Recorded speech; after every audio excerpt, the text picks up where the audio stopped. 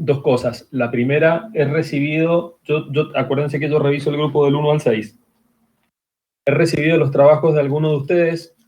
Uno de los grupos le he pedido que, o le he dado, mejor dicho, hasta el día viernes para que entregue el trabajo con toda la parte de macroeconomía que no había desarrollado y para la cual ya hemos dado muchísimas indicaciones en las clases. Quería saber si hay presente alguna persona de ese grupo. Y, no, profe. Sí. Estoy presente de ese grupo. ¿Les llegó el mail? Creo que de Tiago. Sí. Sí, estamos en eso, en haciéndolo. Bueno. Para la noche. Para el viernes hasta las 23:59. Tratá de que llegue mañana viernes, digamos. Dale. Bueno, vamos a tratar por acá, a ver cómo nos trata la clase virtual por este medio, y si no vemos que se traba o vemos que no anda bien, pasamos a Meet, vemos cómo hacemos. Sector público es una clase larga, por ahí no la quiero hacer ni tediosa ni larga, ninguna de las dos cosas. Entonces es probable que en algún momento, cuando yo crea que ya hemos llegado más o menos a la mitad de la clase, dejemos ahí y sigamos el jueves que viene.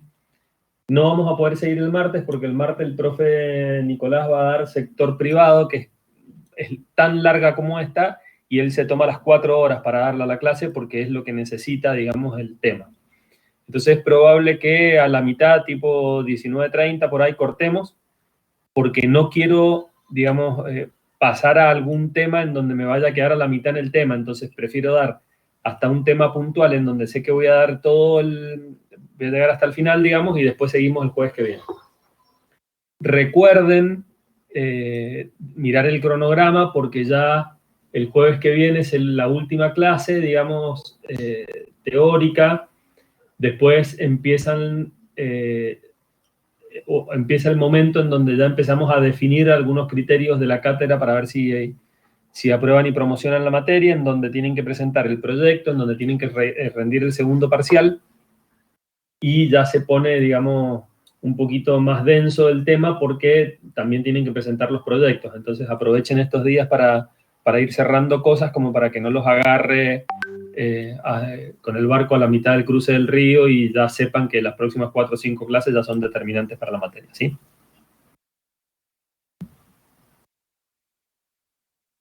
Bueno, vamos a hablar de sector público. Conceptualmente, digamos, ¿qué es lo que significa o qué es lo que es el sector público? Esto es importante porque, ya lo vamos a ver en la diapositiva posterior, voy a pasar a la posterior y después me voy a volver para atrás. El sector público básicamente está formado por el Estado. Inicialmente, uno de los problemas, o no de los problemas, una de las funciones económicas del Estado más importantes era establecer un marco institucional en donde todos los individuos y las empresas se pudieran mover con algunas condiciones determinantes que les permitían promover en un marco regulatorio razonable la actividad económica del sistema. Esto a inicios del siglo XX, en donde la economía tenía un grado o un peso, el Estado tenía un peso sobre la economía relativamente más bajo, digamos, que el que podemos encontrar ahora, tenía una carga que no era tan significativa, sino que solo con la promoción o el marco regulatorio general le permitía estar en el contexto. Sin embargo, a medida que empezó a transcurrir el tiempo y a medida que el siglo XX fue pasando por la Primera Guerra, la Segunda Guerra, en donde la actividad económica se vio verdaderamente deprimida por factores externos, el Estado se empezó a hacer más pesado y empezó no solo a regular o a tener actividad regulatoria sobre el sistema, sino que empezó a ser un importante agente económico dentro del sistema. ¿Cómo? Y a través de subsidios o inyectando dinero dentro del sistema para que el sistema fuese viable, ¿no? Entonces, todo este conjunto de organismos administrativos que forman parte del Estado y hacen cumplir las reglas políticas o las reglas económicas de una nación empezaron a tener una preponderancia fundamental dentro del avance de la economía en un estado cualquiera. Si lo llevamos al extremo, hoy en la Argentina, ustedes saben que el Estado es uno de los principales promotores de la actividad económica, digamos, a través de subsidios, a través de aportes de capital a las empresas para pagar, por ejemplo, algunos salarios en esta época de pandemia, se ha transformado en un motor muy significativo de la economía. Entonces, es muy importante entender cómo funciona el sector público y qué incidencia tiene en la economía. Ahora vamos a volver para atrás. ¿Cómo se regula o dónde empieza la participación del Estado en la economía general? Bueno, a través del presupuesto nacional. El presupuesto es una ley orgánica, es una ley que tiene que estar sancionada y aprobada por el Congreso, en donde se planifica en un momento determinado cuál va a ser la pauta presupuestaria para satisfacer todas las necesidades de la población a lo largo de todo el año. En teoría, esa ley que está aprobada por el Senado es inamovible y tiene determinadas condiciones que hacen que uno pueda regular cómo el Estado participa en la economía, en distintos rubros, de una manera preestablecida que además ha sido avalada por los organismos de control determinantes, que en este caso son las cámaras del Congreso. Todas estas condiciones dentro del presupuesto nacional permiten satisfacer todas las necesidades de la población: salud, seguridad, justicia, educación. Y pensemos que además en los estados en donde la salud y la salud y la educación, por ejemplo, son públicas, gratuitas, y en algún caso obligatoria, como es la educación inicial en la Argentina, digamos, necesitan tener predefinida cuáles son las pautas presupuestarias.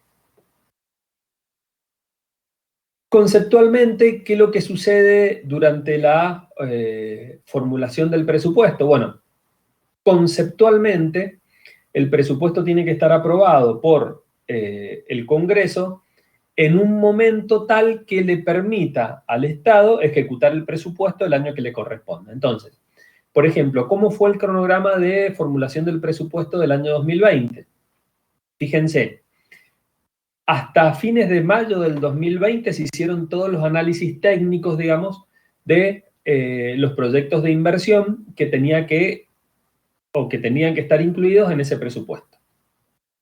Durante el mes de junio, algunos entes, digamos, debían analizar esa carga o esos datos que se habían puesto en el presupuesto, y después, durante el mes de julio y agosto, estaban los procesos de cierre y análisis presupuestarios que establecen las condiciones bajo las cuales el presupuesto puede ser tratado en el Congreso.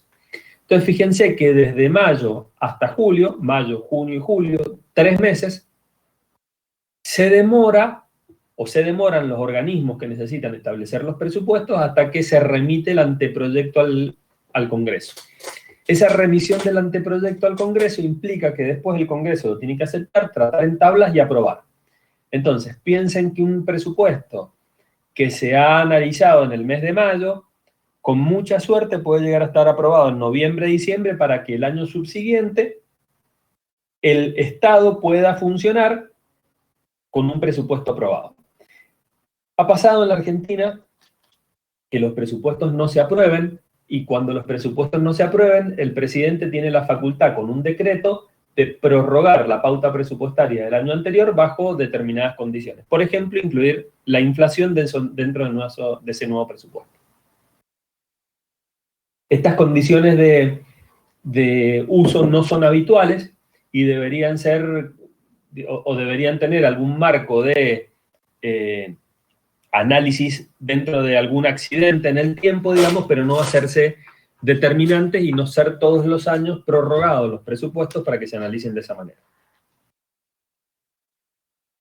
¿Cuáles son las fases del proceso presupuestario? Acuérdense que les dije, el Estado es muy importante, el Estado, digamos, regula determinadas condiciones que hacen que la economía se mueva de una u otra manera. ¿Cómo hace el Estado para regular su participación en la economía? A través del presupuesto nacional. ¿Cuáles son las fases dentro de ese proceso presupuestario? Bueno, las fases son, fíjense, ¿Cómo se genera el presupuesto? Bueno, hay una política económica del gobierno que tiene determinadas condiciones, que condicionan la elaboración del presupuesto.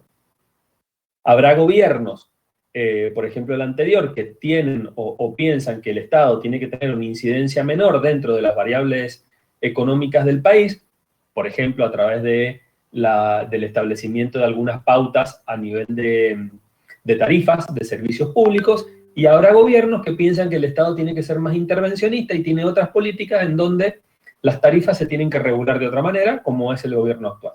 Todas esas políticas generan directrices de planificación. Esas directrices de planificación, que por supuesto afectan a la actividad económica, están enmarcadas dentro del marco de la política presupuestaria. Con todos esos análisis, el gobierno elabora una pauta de política presupuestaria que está enmarcada dentro del proceso del presupuesto nacional o de la elaboración del presupuesto nacional y que incluye pautas de ingresos y gastos. Los ingresos dentro de las políticas presupuestarias, a ver, ¿quién me dice cómo se dan los ingresos dentro de la política presupuestaria? ¿A quién se le ocurre?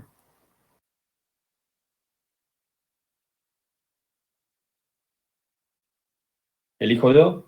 Los A impuestos. ver, dale, Vanessa, ¿te dicen? Kalindi, Dale, Kalindi, te escucho. ¿un ingreso pueden ser los impuestos? Son los impuestos, efectivamente.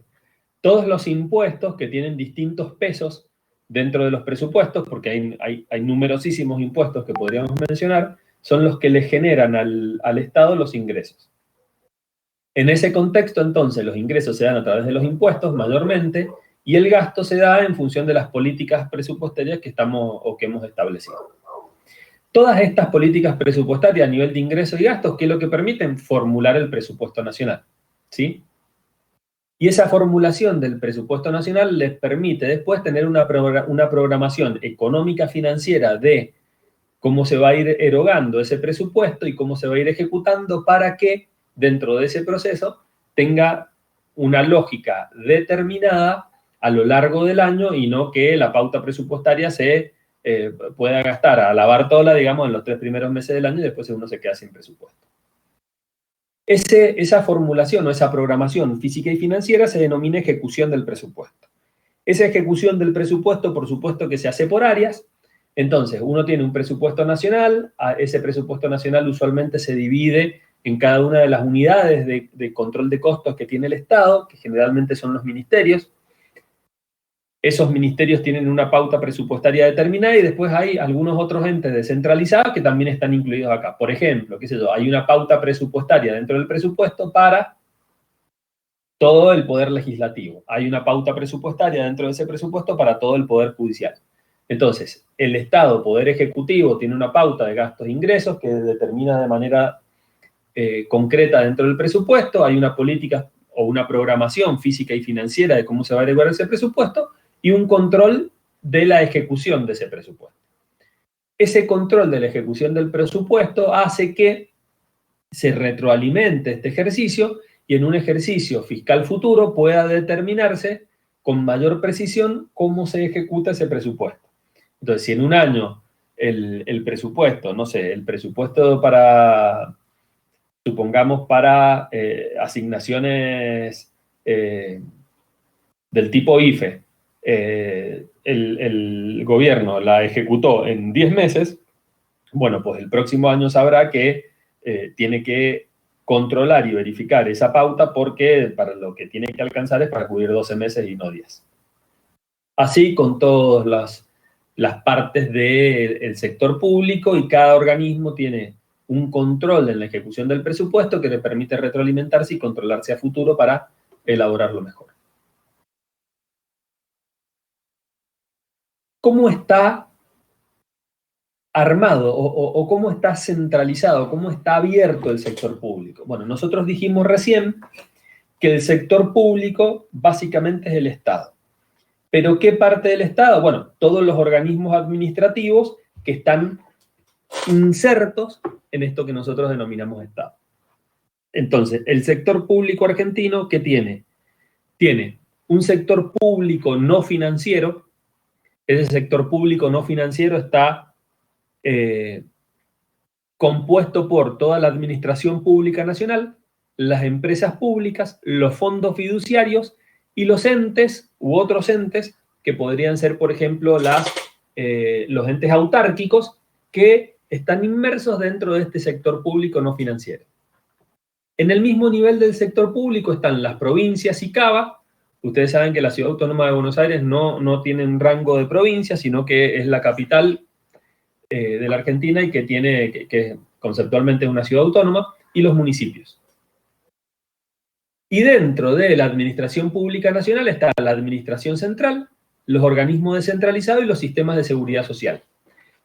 Toda esta apertura del Estado, en términos generales, hace que desde lo particular, ahora, o sea, mirando el organigrama desde abajo, del sistema de seguridad social hacia arriba, se puedan ir formulando todas estas pautas presupuestarias de las que veníamos hablando, ¿sí?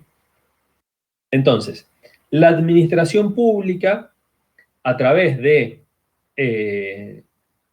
sus entes, administración central, descentralizado y sistema de seguridad, genera toda la base presupuestaria que después va escalando hasta que forma parte del presupuesto elaborado para todo el sector público argentino. Lo mismo pasa con las provincias, que elaborarán su presupuesto y después subirán el presupuesto a la nación, y todo eso se termina consolidando en un presupuesto nacional. Por supuesto que cada provincia tiene su presupuesto, cada municipio tiene su presupuesto, pero los presupuestos de los estados, digamos, que abarcan a las provincias, en el caso de la Argentina, que abarca las provincias, y en el caso de las provincias, que abarca los municipios, se va ramificando, terminando en el presupuesto general, ¿sí? ¿Hasta ahora me siguen? Sí, profe. Bien, parece que, bueno, ahí Elías te sumaste, así me contesta otro. Entonces, acuérdense de esto que teníamos, el sector público argentino, el sector público no financiero, que estaba compuesto por la Administración Pública Nacional, las empresas públicas, los fondos fiduciarios, los otros entes, y a su vez la Administración Pública Nacional estaba constituida por la Administración Central, los organismos descentralizados y el sistema de seguridad social. ¿Alguien sabe cómo se denomina usualmente el sistema de seguridad social? ¿Qué es lo que es? A ver, Estefanía, no estás con micrófono, ¿no? Bueno, el que no esté con micrófono, porfa, en el chat. Estefanía, ¿vos te imaginás qué es lo que puede llegar a ser el sistema de seguridad social en la Argentina? ¿Qué es lo que es?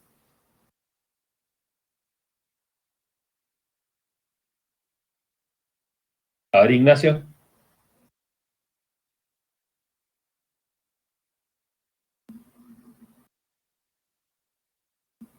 Sí, ¿y cómo se llama? Está bien, ¿y cómo se llama el ente que hace parte del sistema previsional? ¿Cómo se denomina? ¿Alguno lo sabe? ANSES. El ANSES, exactamente. Entonces, todo el sistema de seguridad social, por ejemplo, para darle un nombre a esto, justamente es el ANSES. Bien. Administración central. Vamos a la administración central. ¿Qué es lo que es la administración central? Acuérdense, la administración central forma parte de la Administración Pública Nacional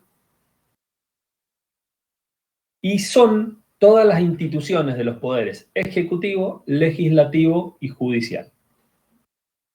Los organismos descentralizados, estamos acá ahora, que forman parte de la Administración Pública Nacional. Los organismos descentralizados son las entidades que tienen patrimonio propio y personería jurídica. El AGN, que es la Auditoría General de la Nación, el Instituto Nacional de Tecnología Agropecuaria, el ENARGAS, que es el ente regulador de gas. Todos los organismos que yo digo que están descentralizados, pero que dependen del Estado, teniendo patrimonio propio y personería jurídica, son parte de este contexto. Y después aparece, como dijimos, el ANSES, ¿sí? El Instituto de Ayudas Financieras para el personal de Fuerzas Armadas y las cajas de retiro y jubilaciones de la Policía Federal. En algunos casos, por ejemplo, las jubilaciones de la policía y creo que, además de las Fuerzas Armadas, Hay algunas otras cajas provinciales que tienen este rol, digamos, también. Son parte de lo que denominamos seguridad social. Entonces, las cajas que tienen que ver con retiros y jubilaciones también forman parte de este contexto, de este universo, que proveen, digamos, todas las jubilaciones al sistema público a través de terceros, ¿sí? Bien. ¿Cuáles son los objetivos? ¿Qué es lo que pensamos nosotros que son los objetivos de esta participación del Estado en la economía? Dentro del contexto del análisis del Estado, yo les dije recién que a lo largo de todo el siglo XX el Estado ha ido teniendo una participación más activa dentro de las políticas económicas generales con una intervención mayor. Esto se da en un montón de casos, y no solamente casos que se generan acá o que se pueden pensar que son acá en la Argentina, sino que hay algunos otros estados que son muy importantes que también tienen una participación muy importante en la economía de su país.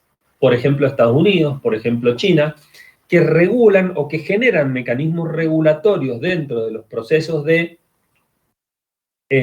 la participación estatal en la economía, que generan intervenciones en la economía y modifican pautas preestablecidas que a lo largo del tiempo se van cambiando, se van modificando en función de cómo el Estado las resuelve. Entonces les voy a dar un ejemplo. En una de las últimas crisis, la famosa crisis de las hipotecas, Estados Unidos y la Comunidad Económica Europea salió a recomprar bonos de los estados, de su propia autoría, digamos, bonos Alemania, bonos alemanes, por ejemplo, Estados Unidos, bonos norteamericanos, para inyectar dinero dentro del Estado, digamos, dentro de la economía formal. ¿Por qué? Porque con las crisis de las hipotecas ustedes saben que se vino abajo todo el valor de las acciones, todo el valor de las empresas y todo el valor de los bonos, porque la gente empezó a tener miedo de qué hacer con su dinero. ¿Cómo? En una economía abierta o libre, digamos, la gente invierte en la bolsa, por ejemplo, había bancos y empresas que al no poder cobrarle las hipotecas a los terceros, empezaban a quedarse desfinanciados. Ese desfinanciamiento hacía que sus acciones bajaran bruscamente, no podían inyectar dinero, después en el inverso, digamos, devolviéndole dinero, prestándole dinero a terceros, entonces la economía se estaba decayendo, se estaba transformando en un remolino que lo único que hacía, una espiral que lo único que hacía era caer. ¿Cómo se corrigió este problema inicialmente? Bueno, el Estado intervino y aportó a través de la compra de acciones o bonos mucho dinero que le permitió a la economía empezar a recuperarse. Entonces, dentro del Estado, ¿cuáles son los objetivos generales que uno puede analizar o preestablecer? Bueno, el sector público lo que tiene que generar es una estabilidad macroeconómica. Por ejemplo, lo que tiene que hacer o lo que tiene que trabajar es manteniendo los índices que vimos en la última clase, que los vieron conmigo, los índices macroeconómicos más importantes, o sea, generando, por ejemplo, una estabilidad en el PBI o en el PBI per cápita, generando estabilidad en un contexto inflacionario, en donde ustedes saben que la inflación, digamos, genera o derrumba las inversiones económicas en un país. Eso es generar estabilidad macroeconómica, generar acuerdos productivos nacionales. ¿En qué contexto generar acuerdos productivos nacionales? Bueno, por ejemplo, generando acuerdos con las entidades productoras, en este momento que está de moda, digamos, entidades productoras agropecuarias, de carne, de granos, etcétera. ¿Para qué? Para que el producto nacional encuentre dentro de la economía nacional posibilidades de venderse, que genere estabilidad, que uno sepa que dentro de 15 días cuando vaya a necesitar carne, haya carne en el mercado. Bueno, todas estas políticas de estos acuerdos productivos, mediante la generación de estrategias de inversión y de manutención de impuestos y estabilidad, se dé de manera general y y a lo largo del tiempo. Porque el que invierte, ustedes saben, no recupera una inversión en 10 días, sino que tiene un tiempo determinado de recupero de la inversión y necesita tener estabilidad y pautas preestablecidas para que sepa que invertir no le va a significar perder plata, por el contrario, le va a significar a lo largo del tiempo recuperar la inversión y ganar dinero. El tercer objetivo es el desarrollo de infraestructura. Ustedes saben que los estados regulan la construcción de infraestructura en los países, entonces las inversiones estatales desarrolladas a través de la obra pública generan un marco muy interesante porque esa inversión se traduce en trabajo, ese trabajo se traduce en salarios y ese salario se traduce en consumo y todo ese circuito genera entonces una mejoría económica en el país. Generar un desarrollo humano sustentable. Esto dentro del contexto de desarrollo humano sustentable, el fin primero del Estado es cuidar la vida de la gente, digamos, ¿no? La vida entendida por el trabajo, entendida por su bienestar, entendida por su educación y demás. Todas esas pautas las establece y las regula el Estado. Combatir el narcotráfico y mejorar la seguridad, obviamente dentro de los contextos de los análisis de... Sí, Elías, ¿querías hacer alguna pregunta? No, profe, perdón. El contexto de la seguridad, digamos, establece ciertos criterios, digamos, de tranquilidad en la gente que vive en un país que hace que ese país se desarrolle de una manera razonable. El fortalecimiento institucional, esto tiene que ver con el cuidado de las instituciones. Este cuidado de las instituciones implica que cada una de las instituciones tiene un rol principal y un rol de contralor por sobre otra de las instituciones y todas esas cosas hay que cuidarlas. El objetivo 7 es la modernización del Estado, o sea, todo esto tiene que ir tiene que estar enfocado en entender que a lo largo del tiempo el Estado se tiene que ir modernizando y acompañando el crecimiento del país. Tanto, digamos, el crecimiento en función de infraestructura, o sea, en función de bienes, como el crecimiento de la población y la necesidad de consumo de recursos durante ese crecimiento. Y una inserción inteligente al mundo, porque nosotros entendemos que el Estado, a través de todos estos factores económicos que estamos hablando, debe generar una interrelación con el mundo que sea razonable y equitativa. Nosotros, por ejemplo, en la Argentina producimos carne y granos. En general no le damos valor agregado a esos carne y granos, sino que los producimos como materia prima. Bueno, el Estado tiene que ser inteligente en generar espacios de inserción de eso que nosotros producimos para que lo podamos vender al mundo.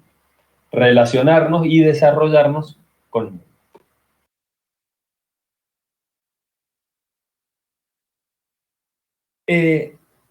Hablamos de mantener dentro de un contexto razonable y lógico variables macroeconómicas que le permitan a los inversores saber que el dinero que invierten lo van a recuperar en un contexto determinado, en un momento determinado, van a poder calcular sus TIR, van a poder calcular sus BAN y saben que lo que están invirtiendo, que están sacando de su bolsillo, en algún momento va a retornar a sus bolsillos con ganancias. Bueno, fíjense lo que se proyectó en el 2016 para los próximos 6 años, 2017-2022, en la Argentina.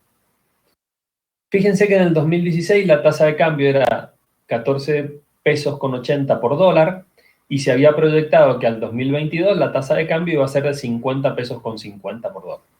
Esto dentro de un marco de achicamiento de la inflación, que es la última línea que ven ahí. Fíjense, partiendo de un 39 en el 2016 hasta llegar a un 6.7% en el 2022, con una variación anual, eso lo que denominamos deflactor del PBI es cómo va a ir variando la modificación, valga la redundancia, del PBI a lo largo de todo el tiempo, que establecía en el 2016 que en 6 años nosotros íbamos a ser un país con una tasa de cambio de 50 pesos por dólar, una inflación del 6.7% y una variación anual del PBI del 10%. Es decir, íbamos a crecer, o el PBI va a crecer un 10%.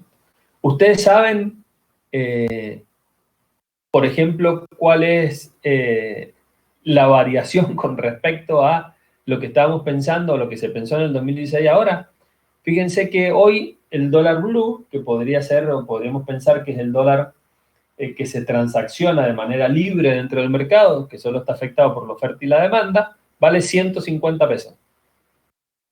Quiere decir que el ministro de Economía o la persona que pensó esto en el 2016 le pifió solo por 3 veces. Ese es el análisis que nos permite determinar que una persona que hizo un análisis de inversión en el 2016, hoy estaría en el peor de los mundos, digamos, porque si él pensaba que hoy, vendiendo en pesos a 48 pesos, iba a recuperar $1 de lo que invirtió en el 2016, bueno, solamente va a recuperar un 30% de eso que había invertido. Y la inflación, todos sabemos que hoy la inflación está en el orden del 45% anual. Quiere decir que las proyecciones establecidas en el marco del presupuesto que se elaboró en ese año son absolutamente inviables dentro del contexto de lo que nos pasa ahora. Eso hace que uno o dos de los objetivos que habíamos preestablecido el Estado, por supuesto que no hayan tenido ninguna viabilidad. La estabilidad macroeconómica, ¿por qué? Porque si nosotros pensamos indicarle a los inversores cuál iba a ser el grado de tasa de cambio, el grado de variación de inflación que íbamos a tener, bueno, le pifiamos por 3 veces. Por supuesto que esto va en desmedro del fortalecimiento institucional, porque hace que las instituciones no sean creíbles, con lo cual pasa lo que pasa ahora, digamos, todos se pelean con todos y nadie le cree a nadie. Desde el gobierno anterior al actual, digamos, las instituciones han ido degradando su calidad de una manera importante. Y por supuesto que nada de esto se puede hacer. No se puede desarrollar la infraestructura, no se puede hacer un acuerdo productivo nacional. ¿Por qué? Porque los precios no tienen ningún marco de referencia.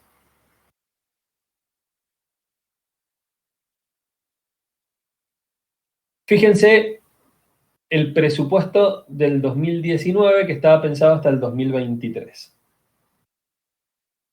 Acá ya hay algún grado de razonabilidad dentro de lo que se había preestablecido y en función de las pautas macroeconómicas que tuvimos el año pasado, bueno, fíjense que acá ya hay, obviamente que esto está pensado para el tipo de cambio oficial. Este fue uno de los primeros análisis que hizo el actual ministro de Economía, digamos, y fíjense que hoy aproximadamente el dólar oficial ronda estos valores y si siguen manteniendo el estimado a término de la tasa de cambio, bueno, vamos a llegar a algo bastante parecido, pero obviamente la pauta inflacionaria no se va a poder cumplir y el PBI estaba, creo yo, subestimado el año pasado, pero es cierto que han habido mejoras dentro del proceso de crecimiento económico por el rebote de la economía y por algunas acciones que se han tomado, que hacen que esto pueda llegar a ser mayor al esperado. Fíjense que para el año que viene se prevé una tasa de cambio de 125 pesos, un PBI, un crecimiento del PBI de 4,5% y un IPC del 24%. Bueno, la inflación, por supuesto que no es una pauta que podamos seguir, pero que entendemos que a lo largo de este año se va a corregir. Es más, ya dijo el ministro de Economía que estaba evaluando el análisis de la inflación que había hecho y la corrección de la pauta inflacionaria, pero hay algún marco de razonabilidad a lo largo de por lo menos 2 años más, en función de lo que uno espera de las expectativas o de las pautas macroeconómicas que tiene el país. Y estos son los datos con los que hoy día, por ejemplo, nosotros podríamos trabajar en nuestros proyectos para hacer análisis de inversión a futuro, con este crecimiento del PBI, con este IPC y con esta tasa de cambio. Profe, ¿y cómo es que proyectan, digamos, todos esos valores, así como tan a futuro, digamos, 2023, es como bastante lejano? Bueno, ¿qué es lo que tenés vos? Acuérdate que nosotros pensamos y dijimos que teníamos un presupuesto. Ese presupuesto dijimos que tenía pautas de ingreso y egreso, ¿sí? Sí. Esas pautas de ingreso y egreso, además, tienen dentro del análisis que uno va haciendo determinadas condiciones. Por ejemplo, el Estado dice, voy a invertir en obras de infraestructura, en obra pública o en lo que sea, una determinada cantidad de dinero. Esa inversión que uno hace en infraestructura hace que parte del dinero que invierte vuelva a la economía formal en función digamos, en forma de inversiones, o sea, dinero que está volcado para que la fábrica crezca. Claro, saben más o menos qué dinero volvería, digamos. Claro, ¿qué es lo que termina pasando? Si yo sé que voy a invertir un monto determinado de dinero, voy a pensar que el año que viene voy a mejorar la calidad de vida de la gente, digamos, porque además estoy pensando que la inflación va a bajar, esa gente va a conseguir trabajo, esa gente que consiga trabajo va a gastar plata, y esa plata que gaste, que va a volver al Estado, la voy a volver a reinvertir. Bueno, eso que hace que las fábricas crezcan y que vendan más, está establecido acá en función del PBI, ¿sí? Entonces yo sé que toda esa inversión que va a generar mayor consumo, va a generar más fábricas, va a generar más materiales, entonces va a crecer mi Producto Bruto. Obviamente, al crecer mi Producto Bruto y al yo estar empezando a mejorar las pautas económicas, ya con un valor del dólar preestablecido, voy a pensar que con algunas otras variables o algunos otros... algunas otras decisiones que voy a tomar, voy a empezar a hacer bajar la inflación. Todo esto es un círculo virtuoso, digamos, que lo estableces ahora y ¿dónde lo marcas? En los presupuestos. Cuando uno, por ejemplo, pensemos en el gobierno actual. El gobierno actual, entonces, que lo elegimos por 4 años, debería poder preestablecer, ¿sí?, sus políticas macroeconómicas a lo largo de 4 años. Entonces, deberíamos poder saber con esas pautas presupuestarias y esos elementos que uno le va incorporando al presupuesto durante 4 años dónde estaríamos y cómo nos vamos a comportar. ¿Se entiende? Sí, gracias, profesor.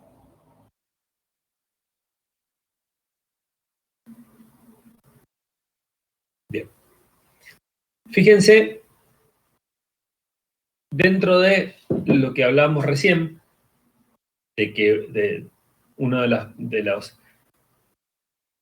los objetivos era la inserción inteligente en el mundo, nosotros como país sabemos que gastamos pesos, digamos, nuestra moneda es el peso, pero le vendemos al mundo.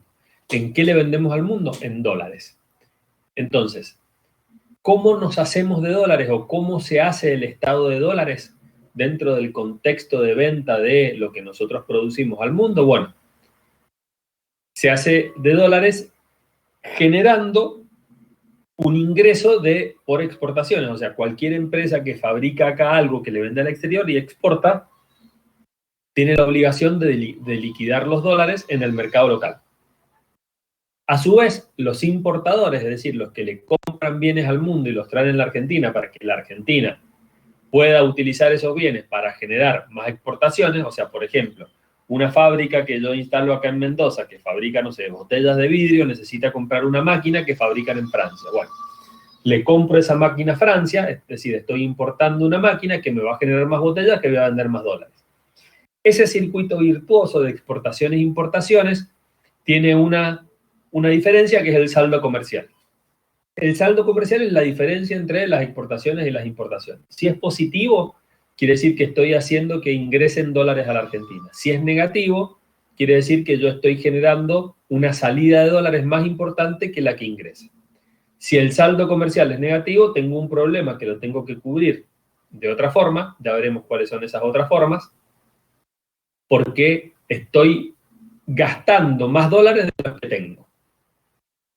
Esto que ustedes ven acá son todas las variables externas proyectadas del 2015 en adelante. Es decir, en el 2015 se pensaba dentro del presupuesto qué iba a ir pasando con las exportaciones a lo largo de 7 años y qué iba a ir pasando con las importaciones, generando un saldo comercial, por supuesto, a largo plazo positivo que le permitiese a la Argentina contar con dólares para poder invertir, tecnificarse y crecer. Profe, eso del saldo comercial es lo que hablábamos de la balanza comercial, ¿no? Sí. Ah, bien. Tal cual. Bueno. Alguien me preguntaba recién cómo calculábamos la variación del PBI. Bueno, miren, acá les puse una tablita en función de una proyección macroeconómica que tiene como fuente el INDEC y el Ministerio de Hacienda, de cómo pensaban que iba a ir creciendo el PBI a lo largo de todos los años, a lo largo de 5 años, creo, del 2017 al 2022. Entonces, ¿en qué contexto? Bueno, haciendo un análisis de qué iba a pasar con el consumo. Fíjense, acá tenemos consumo privado, consumo público, inversión, exportaciones e importaciones. ¿Sí? El consumo público, por supuesto que analizado desde lo que vimos recién, el consumo privado analizado desde las empresas privadas que consumen, y este iba a ser el consumo total. Fíjense que el consumo a lo largo de los años del 2017 al 2022 se había previsto creciente, por supuesto, porque si no el PBI no podría aumentar. Y a su vez,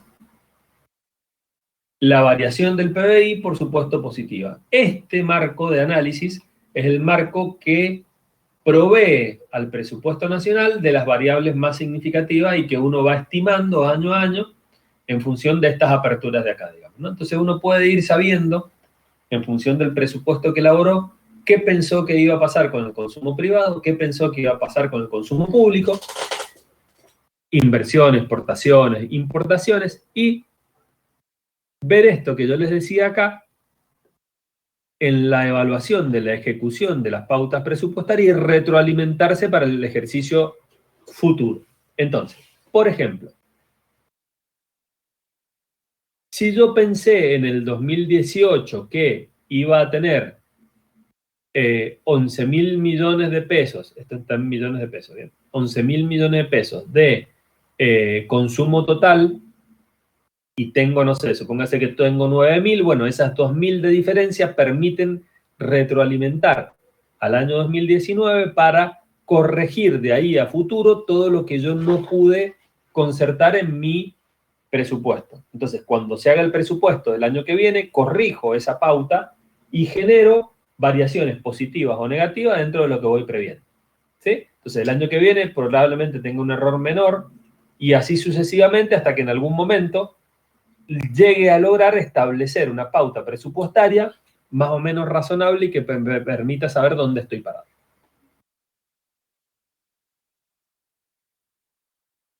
A su vez, eso que habíamos dicho recién, ¿sí? Hacen, pues cuando yo, ¿qué pasa? Cuando yo estoy estimando pautas presupuestarias, entonces estoy entendiendo que hay variaciones dentro de mi presupuesto que tengo que acompañar con crecimiento. ¿Por qué? Porque es la única forma, que es lo que vimos recién, en donde un país puede ir creciendo y puede ir generando valor agregado. ¿Sí? Fíjense lo que pasa con la Argentina en Latinoamérica. Este es el porcentaje de inversión del Estado como porcentaje del PBI. Fíjense que estamos en un nivel muy inferior al promedio latinoamericano. Esto quiere decir que la Argentina invierte desde el Estado un valor sensiblemente inferior a los países vecinos. ¿Y en dónde se ve esto? ¿En dónde se termina viendo esto? Bueno, en el crecimiento del país. ¿Sí? Si ustedes analizan lo que ha pasado con Perú, por ejemplo, con Chile, con México, con Uruguay en los últimos 5 años, 10 años, se van a dar cuenta que la relación entre la inversión como porcentaje del PBI y el crecimiento del PBI es lineal. Digamos. El mismo crecimiento del PBI o el mayor crecimiento del PBI de Latinoamérica va a tener una relación directa con la inversión que hace el país en función de su PBI. Si esta inversión no tiene fines de mejora dentro de lo que es el Estado, bueno, se van a ir resintiendo todas estas pautas y se va a ir generando un problema irrecuperable, que es, van a ir disminuyendo todas estas variables, vamos a tener menos dólares, vamos a exportar más, por ende vamos a ir decayendo en la calidad institucional. Fíjense lo que ha pasado, o lo que pasó entre el 2006 y el 2017. ¿Qué pasa? Y ustedes lo habrán notado y se habrán dado cuenta de cómo se fue deteriorando la realidad económica del país. Fíjense, esta es la tasa de inversión, que es lo que yo les decía recién, en función de la variación del PBI, variación real. ¿Qué pasa cuando uno invierte más? El país crece. El PBI de un país crece. ¿Qué pasa cuando uno invierte menos? El PBI de un país decrece. ¿Sí?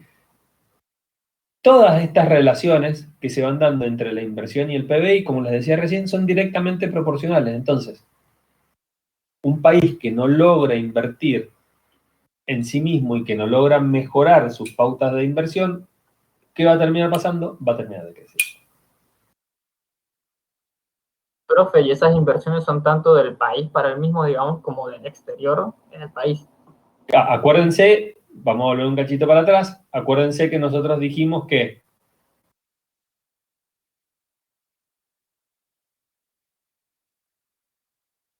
me fui para atrás. Acuérdense que nosotros dijimos que todo el consumo, digamos, o el crecimiento del PBI que se da en función del consumo, tiene que ver con el consumo público y el consumo privado. ¿Sí? Bien, sí, sí. Entonces, tiene las dos patas. Lo que pasa es que si el país no invierte y no genera, por ejemplo, infraestructura, que fue lo que vimos recién, no genera infraestructura, el privado no tiene capacidad de invertir. ¿Por qué? Suponete que vos querés ponerte una fábrica de botellas.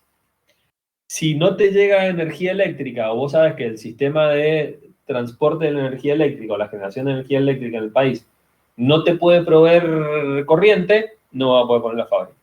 Entonces, la inversión privada tiene mucho que ver con cómo se genera la inversión pública.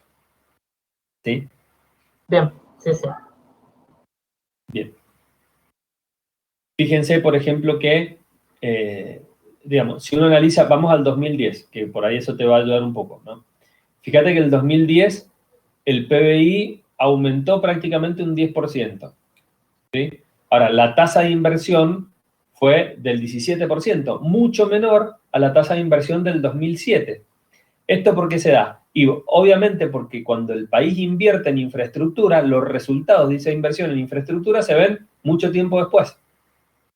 Si yo voy a hacer una obra que se demora un año y yo quiero poner mi fábrica de botellas, voy a tener que esperar hasta que la corriente llegue a mi fábrica de botellas, entonces recién voy a empezar a producir 1 o 2 años después de que el Estado haya hecho la inversión que genera que yo pueda poner esa fábrica.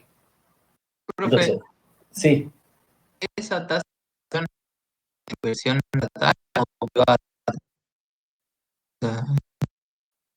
Eso se te corta mucho, no sé si es a mí o a todos. No, a mí también. Ah, ok. Sí, Esa tasa lo último. es de, ahí me desconto, pero ¿es estatal o estatal privada? No, acá lo que estamos viendo es la tasa de inversión en términos del PBI. ¿Te acordás que la habíamos visto acá? Sí, claro. O sea, es la inversión total. Gracias. Bien. Fíjense lo que charlábamos recién. Miren la inversión en infraestructura entre el 2016 y el 2019 en porcentaje del PBI. ¿Sí? 2016, veamos el presupuesto nacional. ¿Sí? Fíjense, el presupuesto nacional 2016 invierte un 2.1 del PBI en infraestructura. En el 2017 un 1.9, en el 2018 un 1.6, en el 2019 un 1%. ¿Qué les parece que va a pasar con la infraestructura o con el PBI de un país cuando el Estado invierte en infraestructura cada vez menos? Y debería ir disminuyendo. Va a ir disminuyendo. ¿Qué pasó con el PBI de la Argentina entre el 2016 y el 2019? Disminuyó abruptamente. ¿Sí? Profe, eso es por más que las mismas provincias, porque ahí vemos que las provincias estaban invirtiendo más. A pesar de eso, sigue disminuyendo. Ah, ok. Lo que pasa, acordate que las provincias invierten. Fíjate que las provincias más o menos han invertido más o menos lo mismo. Las provincias invierten, pero la responsabilidad de la ejecución de obras de infraestructura usualmente está en el Estado Nacional. Claro, bien. Sí. Entonces, ¿qué pasa? Vamos a hacer el mismo análisis que hicimos con la corriente recién, digamos, ¿no? El responsable, y les voy a poner un ejemplo, por ejemplo, vamos a poner el ejemplo de Portezuelo del Viento acá en Mendoza, que hoy está muy, muy analizado. ¿Quién le da el dinero a la provincia para que se construya Portezuelo del Viento? La nación. Portezuelo del Viento es una obra de infraestructura que va a generar electricidad. Ahora, cuando yo haga Portezuelo del Viento, voy a tener que hacer líneas eléctricas. Esas líneas eléctricas van a tener que tener además líneas de menor tensión, y esa es la línea o esa es la corriente que va a llegar a la fábrica de botellas que nosotros queremos poner. ¿Qué pasa si la nación no le da la plata a esas provincias? A la provincia. Y bueno, la provincia, por más que haga la infraestructura local, digamos, que haga la línea eléctrica que llegue a la fábrica, la electricidad no va a llegar. Entonces, dentro del ámbito de la inversión pública, la infraestructura pasa a ser fundamental en el contexto de inversión del Estado nacional. Entonces, el decaimiento de la inversión pública repercute en el mediano plazo y en el largo plazo en la inversión privada y a su vez en la inversión de las provincias. ¿Sí? Bien, sí, sí. Fíjense la inversión privada en los 3 primeros años. Miren lo que pasa. En el 2016 la inversión pública un 2.1%. La inversión privada debe haber sido el 0.2%. ¿Qué pasa? Yo estoy dando infraestructura a mi país. Puedo poner la fábrica de botellas. ¿Qué hago? Y el privado viene y pone la fábrica de botellas. ¿Sí? Como en el 2017 más o menos mantuvo la inversión en infraestructura, el de la botella sabe que puede crecer un poquito más. Bueno, invierte un poquito más. Ahora, del 2017 al 2018 bajó la inversión en infraestructura. ¿Qué hizo el privado? Invirtió lo mismo. No invirtió más dinero. Y probablemente si analizásemos el 2020, la inversión privada bajó mucho más todavía. ¿Sí? Sí, sí. El análisis de los otros sectores públicos, del otro sector público nacional no tiene relación, digamos, está puesto acá para que sepan cuánto se ha ido invirtiendo el PBI, pero lo interesante de esto es analizar cómo es la composición de la inversión en infraestructura a lo largo del tiempo, digamos, ¿no? Y cómo cuando la inversión pública va cayendo, bueno, es evidente que las otras variables de la inversión también van cayendo. Profe, una pregunta. En el gráfico anterior, ¿qué es PPP? PPP es, en el último, ¿alguien sabe lo que es PPP? ¿O no lo saben? Yo no sé. No, yo tampoco. Bueno, vamos, a ver. Durante el gobierno de Macri, una de las ideas que se le ocurrió al Estado, porque no podía invertir, o no quería invertir su dinero, digamos, fue generar estrategias de participación público-privada. Eso significa PPP, participación público-privada. Entonces, ¿qué dijo? Bueno, como hay obras que yo no voy a poder hacer, la voy a hacer en conjunto con algún privado.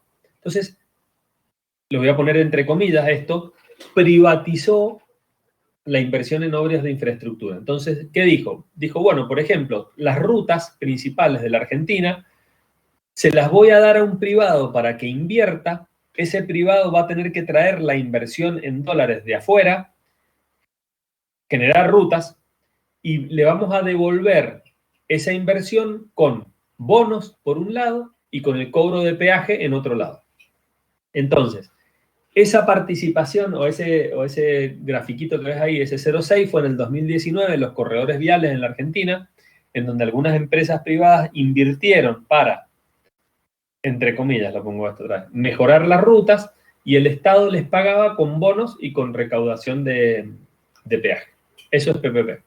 Bien, o sea que eso puede ser que se dé cuando el Estado no es capaz de afrontar esos gastos por sí solo.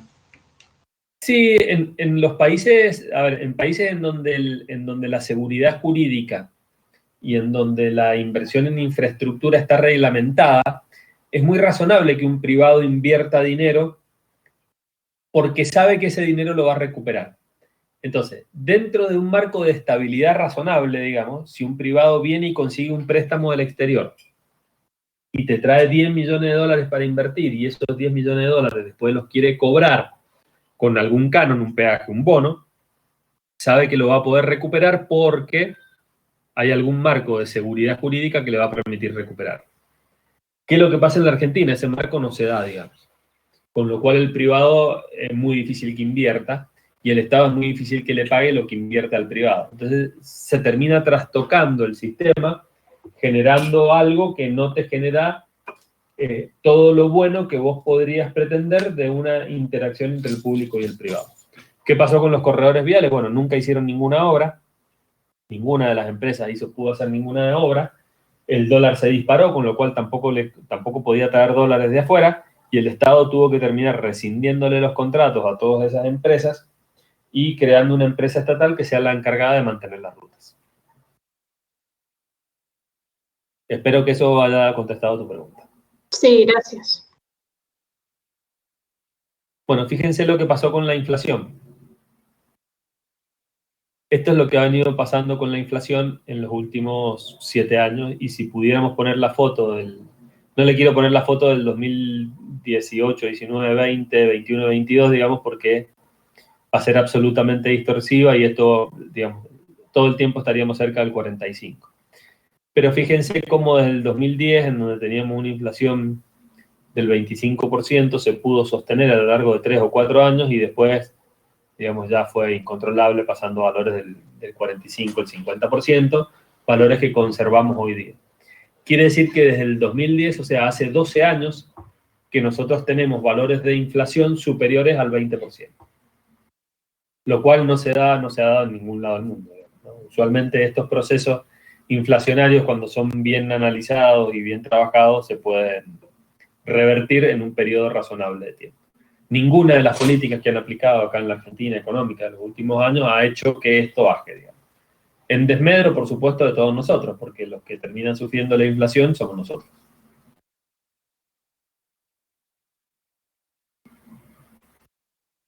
Fíjense lo que habíamos hablado recién de las proyecciones. ¿Se acuerdan que yo les mostré una tablita en donde el saldo comercial a partir del 2018 iba a ser positivo? Teníamos 2, 3 años malos y después íbamos a empezar a recuperar todo ese dinero que supuestamente íbamos a ganar creciendo. Fíjense lo que terminó pasando.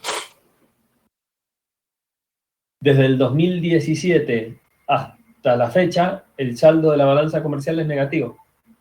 Quiere decir que gastamos más dólares de los que ingresan al país. Con lo cual, ¿qué pasa con el Estado? El Estado no tiene dólares, no puede invertir, no puede comprar bienes, por ende, no puede crecer. O sea que todo lo que habíamos proyectado inicialmente como crecimiento, bueno, fíjense lo que terminó pasando.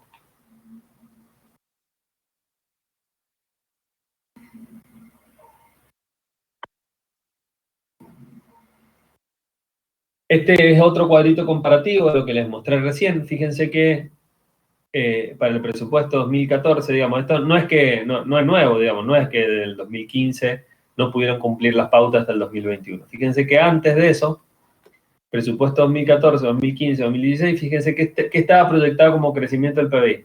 6% en el 2014, casi 3% en el 2015, 3% en el 2016.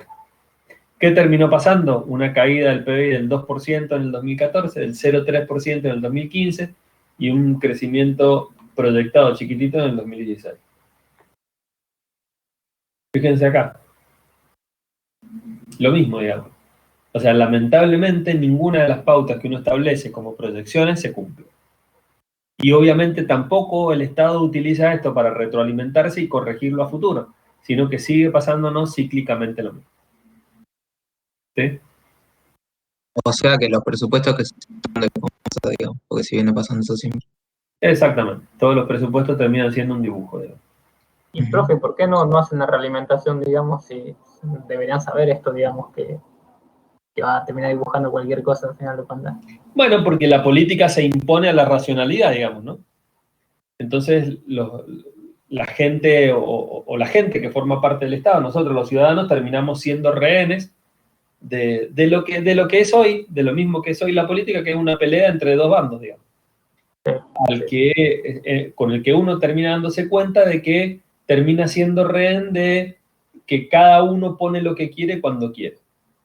Entonces siempre me acuerdo, siempre le cuento lo mismo, digamos, y quizás una de las cosas que más bronca me da en el último tiempo. Yo me acuerdo que en el 2015, una de las cosas que decía Macri en su programa de campaña era que la inflación era un tema muy fácil. Entonces, que todos éramos muy burros, que nadie entendía el problema de la inflación, pero que él, que era muy capo y que iba a traer gente muy copada, el famoso mejor equipo de los 50 años, lo iba a terminar solucionando. Fíjense lo que pasó. No solo no lo mejoró, sino lo que lo empeoró. No solo lo empeoró, sino nos tomó de tontos a todos porque siguió diciendo que el problema no era de él y que él había hecho todo lo que tenía que hacer. Y ahora pasa exactamente lo mismo, digamos, ¿no? Por esta pelea entre dos bandos a la que mucha de la gente del país se suma, digamos, se ponen de un lado o del otro, se olvidan de que lo más importante somos nosotros. Entonces termina pasando exactamente lo mismo, termina pasando que no hay ninguna pauta creíble, todo lo que propone un lado, el otro lado lo desmerece de una manera muy banal, digamos, sin ningún argumento. Los que estaban antes aparecen ahora siendo los salvadores de todo, digamos, sin ningún argumento, y nosotros nos hacemos rehenes de esa situación. Y mucha gente se pone de un lado o del otro sin darse cuenta que la que termina afectado somos nosotros, digamos, lamentablemente. Entonces, la elaboración del presupuesto, cómo se administra el Estado, etcétera, termina siendo una pelea de bandas, digamos, que uno se para de un lado y otro se para del otro, y nadie le pone un grado de racionalidad a esto que hace que uno pueda, digamos, esperar que el país vaya con un rumbo determinado por un tiempo determinado. Así es la cosa. Espero haberte respondido, Enzo. Sí, sí. Gracias. Fíjense que con la inflación pasa lo mismo, nada, uno se había previsto, porque era fácil controlar la inflación, 9%, 14%, 10%, y terminó siendo, nada, cualquier cosa terminó siendo. En el 2016, acuérdense que la inflación terminó rondando casi el 45%, 50%, o sea, una cosa incontrolable.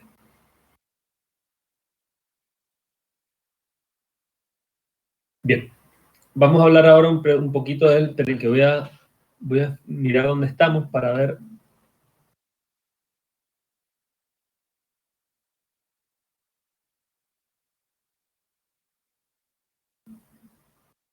Bueno, vamos razonablemente bien, les voy a decir.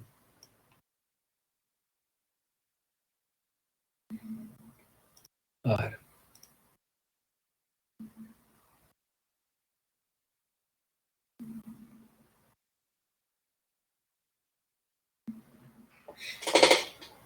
Vamos a analizar un poquito el presupuesto de la Administración Pública Nacional en el 2019, para ponerlo en términos más razonables, digamos, para que lo pongamos a ver con números. Fíjense, se proyecta que los recursos totales de la Administración Pública Nacional en el 2009 alcancen los 3.424 millones de pesos. Esto más o menos es un 18% del PBI. Incrementándose un 42% frente al 2018. A su vez, los recursos de la Administración Pública Nacional, compuestos por ingresos corrientes del 96% del total e ingresos de capital del 3%. Se proyecta que en 2019 los recursos corrientes crezcan un 32% respecto del año 2018, mientras que los ingresos de capital crecerán un 524%. Vamos a ver ahora cómo estaban compuestos estos números que yo les dije.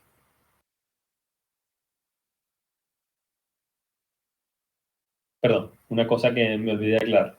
Esto, el presupuesto de la Administración Pública Nacional del 2019, estas variaciones, estos incrementos, que más o menos rondan cerca del 40%, están explicados en función de la inflación, ¿no? Quiere decir que en términos nominales, los recursos de la Administración Pública Nacional no crecen de un año al otro, sino que se mantienen. ¿Sí? ¿Por qué? Porque la variación neta, restándose la inflación, es cero. Eso se entiende, ¿no? Claro, sí, sí. Bien. Vamos al 2021. ¿Cuál es la estimación del 2021? La estimación del 2021 es que los ingresos corrientes tengan un ingreso de 6 billones de pesos, ¿sí? ¿Se acuerdan lo que habíamos dicho recién? 3. O sea que en 2 años, el presupuesto se multiplicó por 2. Ahora, ¿se multiplicó por 2 porque el país creció o se multiplicó por 2 por efectos de la inflación? No, les ahorro la respuesta, digamos. Se multiplicó por 2 por efectos de la inflación. Quiere decir que uno, en términos nominales, los ingresos no crecieron. O sea que el país no creció. ¿Sí? ¿Cómo están compuestos estos ingresos? Que creo que en algún momento lo charlamos y ustedes me dijeron impuestos. Bueno, ¿cuáles son los impuestos? Bueno, toda esta línea o toda esta descripción de tributos es lo que tienen que pagar las empresas y que hacen las veces de ingresos del Estado. Entonces, fíjense, las empresas pagan IVA, pagan el impuesto a los créditos y a los débitos. Este es un impuesto que puso Cavallo por única vez. La única vez ya lleva casi 20 años.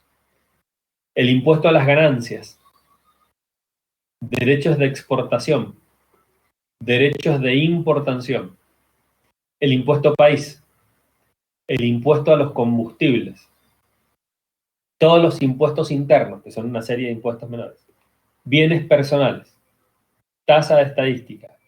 Estos son otros impuestos menores, digamos, qué sé yo, por ejemplo, en San Juan hay un impuesto que se llama lote hogar.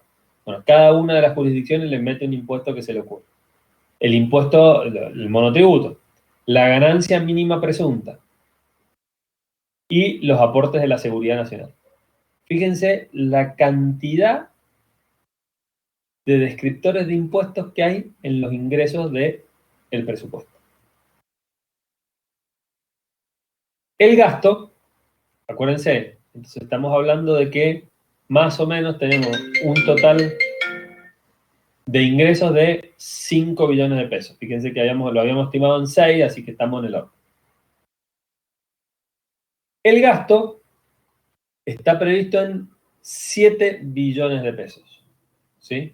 Sin el pago de los intereses de los intereses de la deuda pública.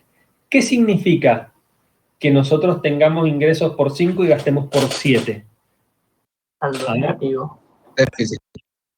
Déficit. Exactamente. Quiere decir que tenemos un déficit en la Argentina que es crónico, en donde el país con sus impuestos no alcanza a cubrir el gasto de su propio país. Esto es lo que negocia generalmente la gente que te presta plata, digamos, ¿no? Ustedes habrán visto, habrán escuchado las negociaciones de canje la deuda, o las negociaciones con el FMI. Todas estas negociaciones se basan básicamente en disminuir el déficit. ¿Por qué? Porque si nosotros tenemos déficit, tenemos que gastar más plata de la que tenemos. ¿Cómo se cubre esa plata que la gastamos? O el Estado emite dinero, o el Estado tiene que seguir pidiendo deuda. Ahora, si sigue pidiendo deuda, no puede pagar la deuda, o siempre su deuda se va a ir incrementando. Con lo cual es un problema severo, digamos, ¿no? Bueno, acá, esto yo después se lo subo, pero acá hay una descripción de cómo es todo el gasto de los 7 billones de pesos, dentro de los cuales todos los servicios sociales se llevan el 72% del gasto público. ¿Sí? Esta es la mayor proporción dentro del gasto primario del Estado. Fíjense que estamos hablando de que los servicios sociales más o menos son 5.5 billones de mangos y los ingresos totales que nosotros habíamos estimado son 5.7 billones de pesos. ¿Sí? Se lleva todo, ¿qué hace? Es tremendo. Están las jubilaciones ahí también, ¿no? Servicios Sí, sociales. está todo, exactamente. Ahora, es Que tremendo, representa también. es tremendo, pero no hay otra opción. Esa es la realidad.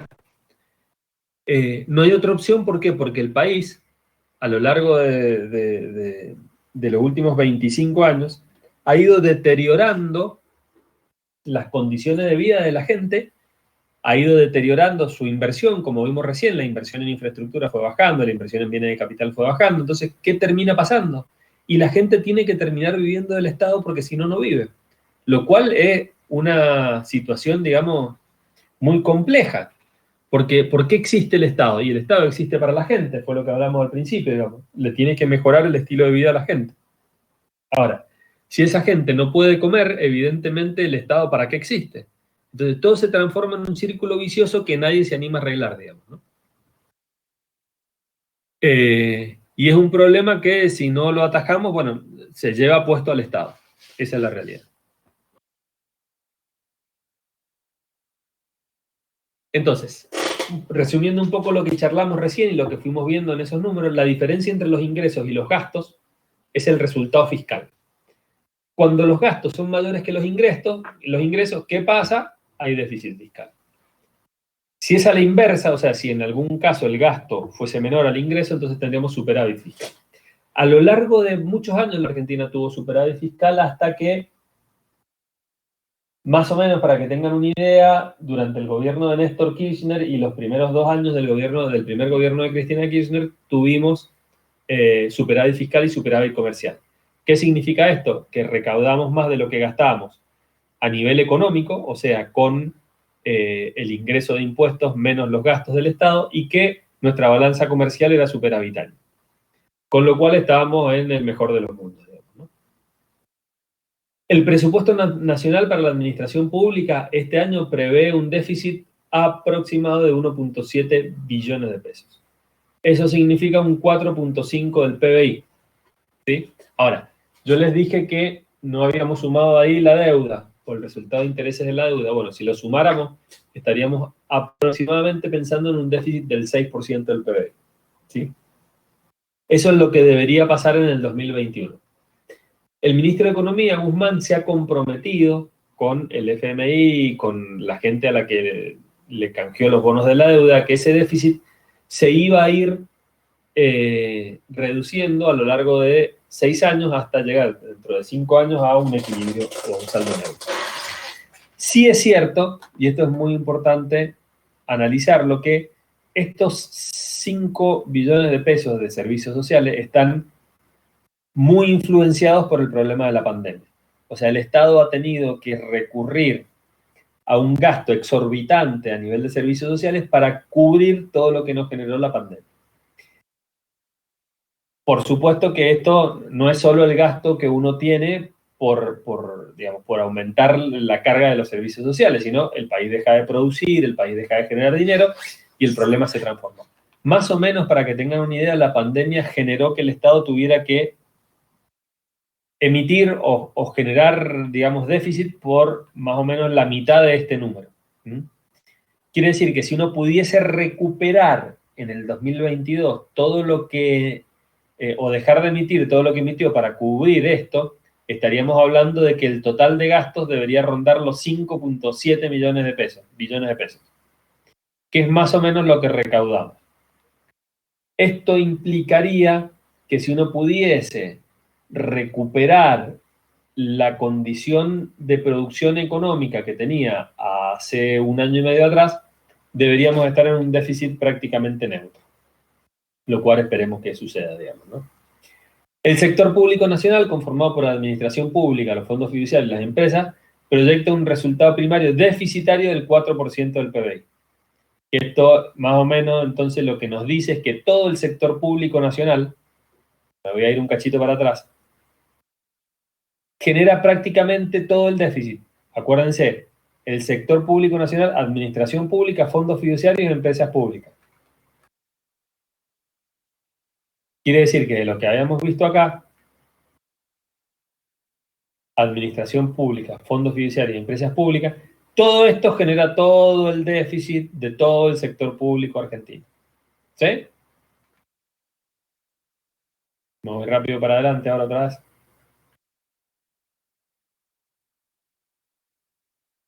Entonces, retomando un poquito esto, estas son las pautas o el resultado de las pautas presupuestarias en función del análisis que hicimos del presupuesto nacional. Fíjense Voy a volver un cachito para atrás. Fíjense que en impuestos, sin aportes y contribuciones, en el 2021 tenemos estimado 3.8 billones de pesos y aportes por 1.8 billones de pesos de la Seguridad Social. Acuérdense ese número. Fíjense lo que fue en el 2018. 1.3 billones.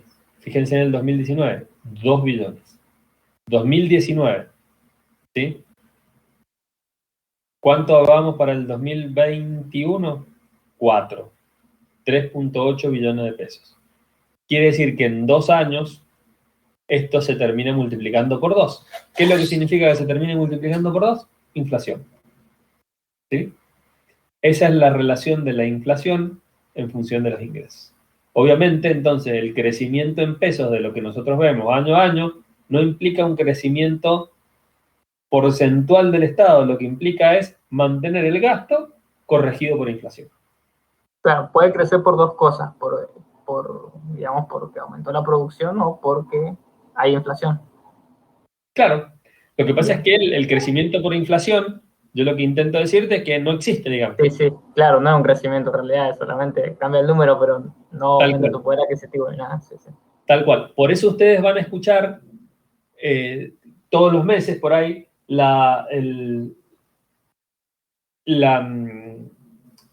el ingreso del Estado, no sé, o la recaudación impositiva del mes de enero fue de 100 pesos y creció con respecto al enero del año pasado un 44%. Creció menos, un 6% menos que la inflación, o un 4% más que la inflación. Entonces, el número que nos interesa a nosotros es saber cuánto creció en términos nominales reales. No en términos numéricos, porque en términos numéricos el crecimiento es nulo.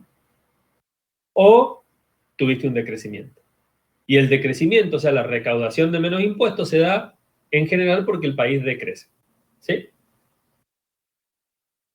Sí.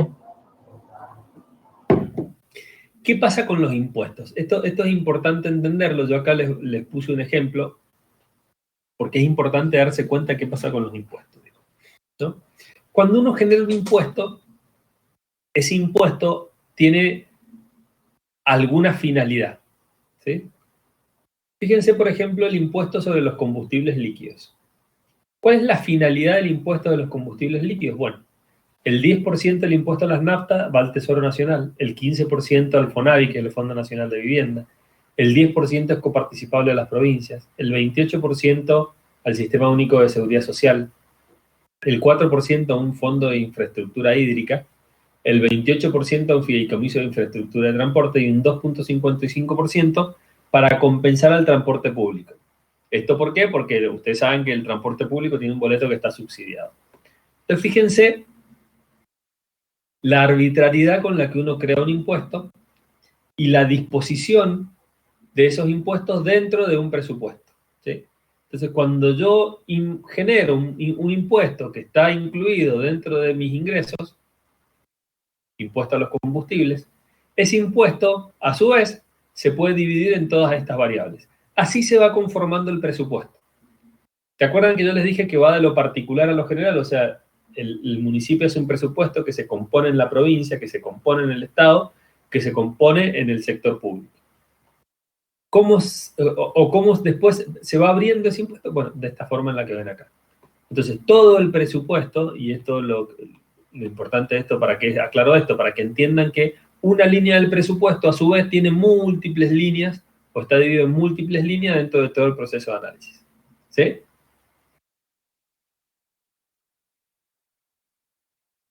Fíjense otro ejemplo. ¿Se acuerdan que yo les dije que dentro de podemos volver para atrás, pero no, si no los voy a volver locos. Dentro del Estado, cada uno de los poderes o cada uno de los ministerios tenía, poder ejecutivo, poder legislativo, poder judicial, tenía una asignación presupuestaria. ¿Sí? Bueno, acá tienen un ejemplo de la asignación presupuestaria para el año 2018 y 2019 para cada uno de estas áreas, ¿sí? Que estamos estableciendo. Fíjense que si uno analizara la relación, y acuérdense de lo que vimos recién de que el 72% del presupuesto es de asignaciones sociales, Fíjense cuánto tiene de presupuesto el Ministerio de Desarrollo Social. Prácticamente el 50% del presupuesto total, 2018-2019. ¿Se acuerdan que yo les dije que este año era el 72%? Bueno, acá tienen una relación de cuánto es en un año usual, más o menos, el análisis del presupuesto del Ministerio de Desarrollo y Salud. Esto implica que más o menos el 50% en un año normal del presupuesto se lo lleva los servicios sociales.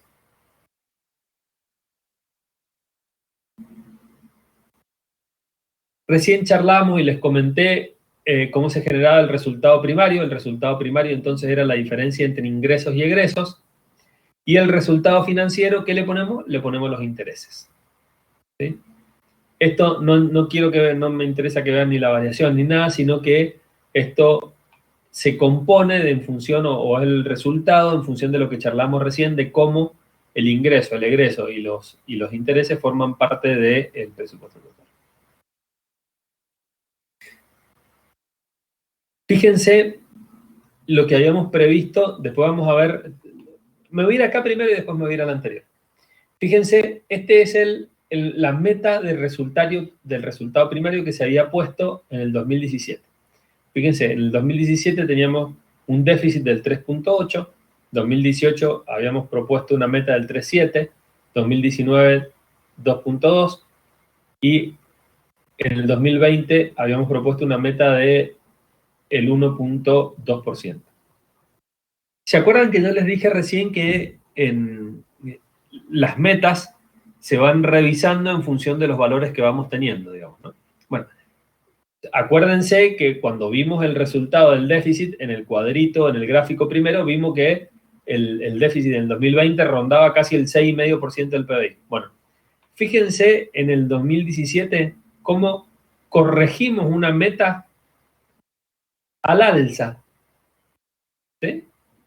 Al alza, incumpliendo, obviamente, todo lo que veníamos hablando, digamos, de déficit, de cómo una valoración del resultado tenía que modificarnos en la meta futura. Bueno, acá, ¿qué hicimos? Todo lo contrario. ¿Sí? Modificamos una meta al alza cuando sabíamos que la meta, en función de lo que habíamos proyectado como inversión pública, iba a ser a la baja. ¿Sí? Fíjense, ¿qué terminó pasando? Y bueno, terminó pasando esto. Déficit primario del 4, déficit primario del 3, déficit primario del 2. En todos los años, déficit primario. ¿Mm? Cuando habíamos corregido una meta al alza. No entendí, profe, yo. Eso.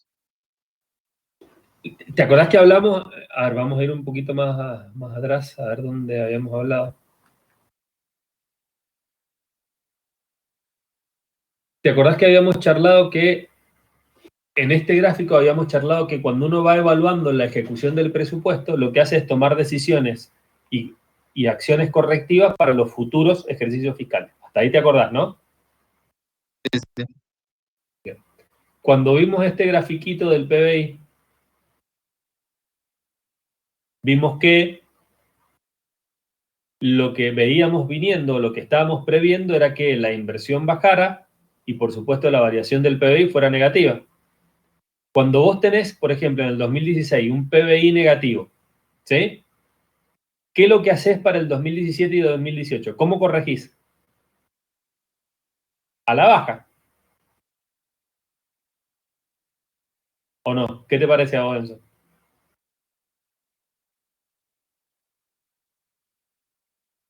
¿Te me fuiste? No entiendo bien.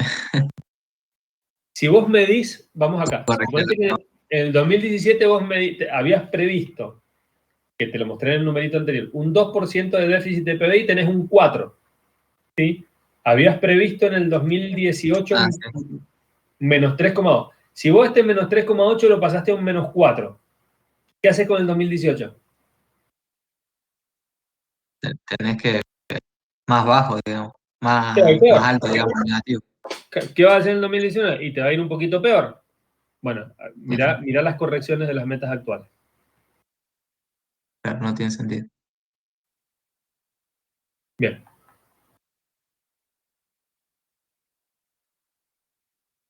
¿Cómo están distribuidos los recursos tributarios del presupuesto? Que fue más o menos lo que vimos, digamos, ahí, para que tengan una idea de cómo se compone la distribución de los recursos. El 64% se lo lleva la Administración Nacional, el 7% se lo llevan los otros entes descentralizados y el 30% se lo llevan las provincias. O sea, fíjense que, y esto es importante analizarlo, las provincias se llevan solo un 30% del presupuesto nacional. Y el Estado Nacional como administración pública se lleva un 64%. Acuérdense que hay solapes, digamos, ¿no? O sea, la provincia ejerce el rol de control en su estado, que es la provincia, y la Administración Nacional ejerce el rol federal de control. Ahora bien, el Estado Nacional nos cuesta el doble de lo que nos cuestan las provincias. ¿Sí? Por supuesto que hay asignaciones presupuestarias como los servicios sociales que están en manos del Estado Nacional, pero fíjense la disparidad de la distribución de los recursos presupuestarios.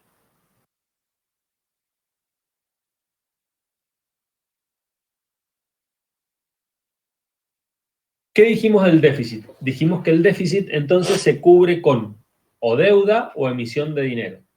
¿Sí?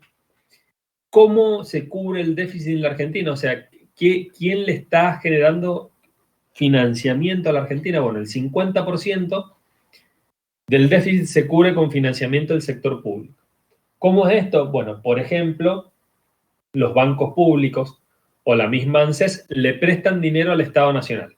¿Cómo se lo prestan? Por medio de bonos, por medio de letras de deuda y demás, que hacen que el Estado Nacional se pueda financiar pidiéndole plata al mismo Estado.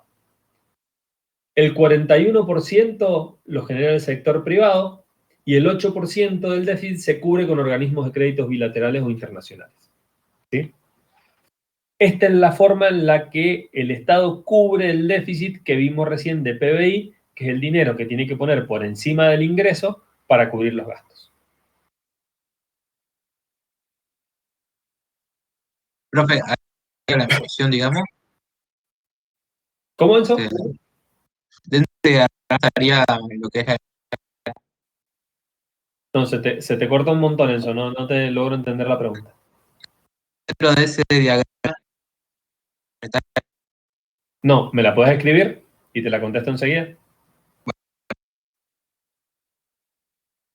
Bien. Yo se la leo, si no, profe, no hay problema. ¿Cómo, Lías? Te la puedo leer yo si quieren. Dale. Bueno, ahí está escribiendo. Bien. ¿Cómo? A ver, entonces, ¿el déficit lo cubrimos con deuda? Bueno, acá tenemos una relación o qué es lo que va a terminar pasando en función de la proyección del resultado primario con déficit, digamos, suponiendo que estos valores están bien. No está la emisión, porque la emisión, lo que estamos viendo acá es quién le genera dinero para cubrir el déficit. La emisión es otra variable, digamos, que se genera en función de cuando no se puede obtener este dinero del sector público o del sector privado. Eso está por otro lado. Este es el gráfico de la evolución de la deuda y los intereses de la deuda en función de el resultado primario y del déficit que vamos teniendo. Entonces, ¿qué se hace, digamos? Fíjense que lo que uno proyecta es, bueno, proyectamos el déficit, que como acá vimos está proyectado en términos negativos, en términos de déficit, y lo que siempre pasa, digamos, con todos los presupuestos es, bueno, uno proyecta déficit hasta un periodo determinado y después tiene que proyectar superávit, porque si uno no proyecta superávit, nunca podría tener un presupuesto equilibrado, porque nunca recuperaría dinero para pagarle a lo que les prestan plata, la plata que le prestan. Esto es como si ustedes gastasen 100 pesos y cobrasen 80, digamos. En algún momento alguien les va a dejar de prestar porque va a decir, este flaco no me puede pagar, nunca me va a poder pagar la deuda que tiene conmigo. Bueno, este análisis lo que hace es ver cómo se va proyectando el resultado primario y cómo va variando la deuda en función de ese resultado primario que yo voy teniendo. Entonces, a lo largo del tiempo, cada vez que uno elabora un presupuesto, ese presupuesto que tiene un déficit, por ejemplo, yo voy a elaborar el presupuesto del 2018. Tengo un déficit del 3.2, entonces lo que voy a decir es, bueno, mira, hoy tengo un déficit del 3.2, pero fíjate, el año que viene voy a gastar menos, en el 2020 menos, hasta que en el 2021 casi que no voy a gastar más de lo que cobro. Entonces, desde el 2022 te puedo empezar a devolver plata de lo que vos me prestaste. Conceptualmente, eso es lo que pasó cuando negociamos con el canje de los bonos de la deuda. Le dijimos, mira, yo no te puedo pagar hasta dentro de 4 años porque hasta dentro de 4 años voy a tener déficit. Entonces, te voy a poder empezar a pagar en el 5.º año porque en el 5.º año yo voy a tener dinero para empezar a pagar. Ahora, si vos no me dejás crecer de aquí para los próximos 4 años, no te voy a poder pagar nunca, porque siempre voy a poder tener déficit, porque toda la plata que yo tengo te la voy a tener que pagar a vos, en intereses y en capital. ¿Se entendió más o menos? Sí, sí.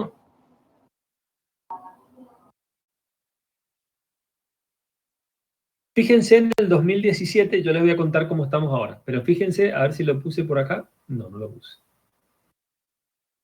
Fíjense en el 2017, ¿cuál era la relación de deuda en porcentaje del PBI en la Argentina? La Argentina debía en el 2017 un 28% de su PBI. ¿Sí? Acuérdense que hasta el 2017, digamos, teníamos cierto grado de desendeudamiento con el último gobierno de Cristina porque no teníamos acceso a los mercados de capital. Entonces, no nos prestaban dinero, estábamos en default, entonces no podíamos pedirle dinero a nadie. No teníamos acceso al FMI tampoco.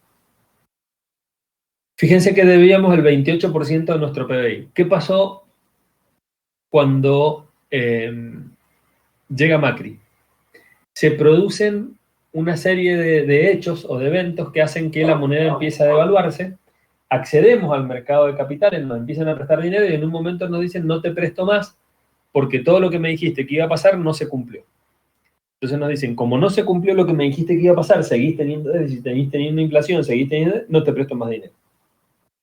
No nos prestaron más dinero y eso hizo que la deuda de la Argentina creciera más o menos desde el 28% del PBI en el 2017 a un prácticamente 100% del PBI en el 2021. Quiere decir que hoy debemos prácticamente todo lo que producimos en un año. Ese incremento se produjo en 5 años. ¿Sí? Esta es la deuda pública, más o menos el desarrollo de la deuda pública entre el 2017 y el 2019. Hoy la deuda pública ronda los 350.000 millones de dólares. Quiere decir que en términos nominales está más o menos parecida a lo que era en el 2019. Lo que pasa es que nuestra moneda vale 3 veces menos, 4 veces menos que lo que valía en el 2019. Con lo cual, lo que nosotros podemos obtener de dólares para pagar nuestra deuda es solamente un 30% de lo que podíamos pagar en ese momento.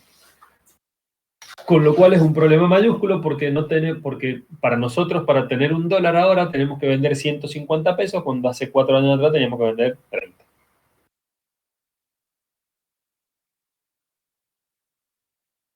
Esta es la asignación presupuestaria, lo que habíamos visto más o menos de la Administración Nacional, ahora valorada desde el área de recursos humanos. Es decir, esta es la división, cuánta gente trabaja en cada una de estas áreas y cuánto nos cuesta a nosotros. Fíjense que más o menos el 60% de los recursos humanos de la Administración Nacional trabajan en el Ministerio de Defensa y en el Ministerio de Seguridad. Todo el resto dividido en todos los otros ministerios.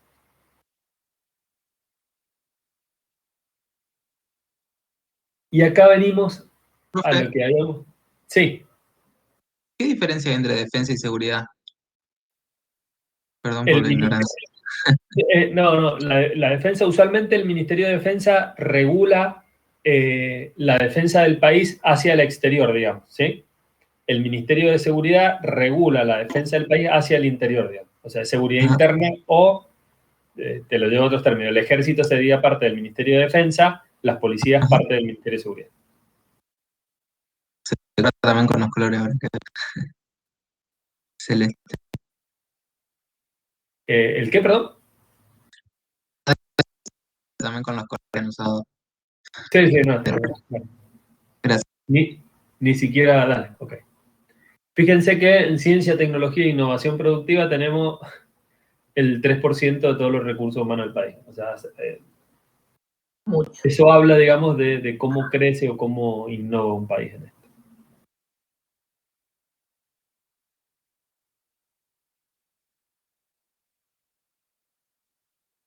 Bueno, esto la verdad es que no tiene nada. Esto está, lo que hace es fijarse cuál es la participación dentro del ANSES, de lo que hablábamos, cuál es la participación a nivel de gente, digamos, dentro de todo el proceso de las asignaciones sociales. Pero no, si después cuando quieren verlo, véanlo, es a nivel números que es lo que implica cada una de las pensiones, asignaciones y jubilaciones. Pero no les va a incorporar nada solo a título de indicadores para saber de cuánta gente estamos hablando.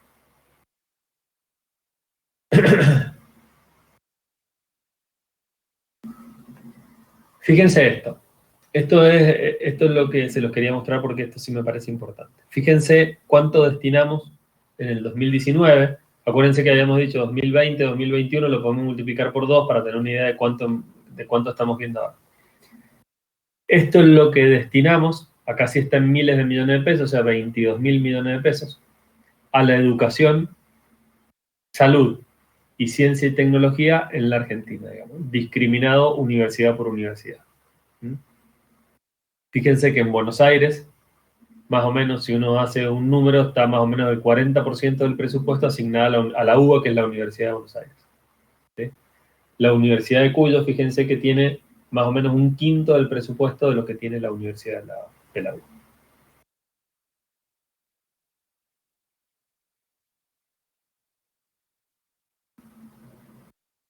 Esto lo que muestra es, se los voy a mostrar el anterior también.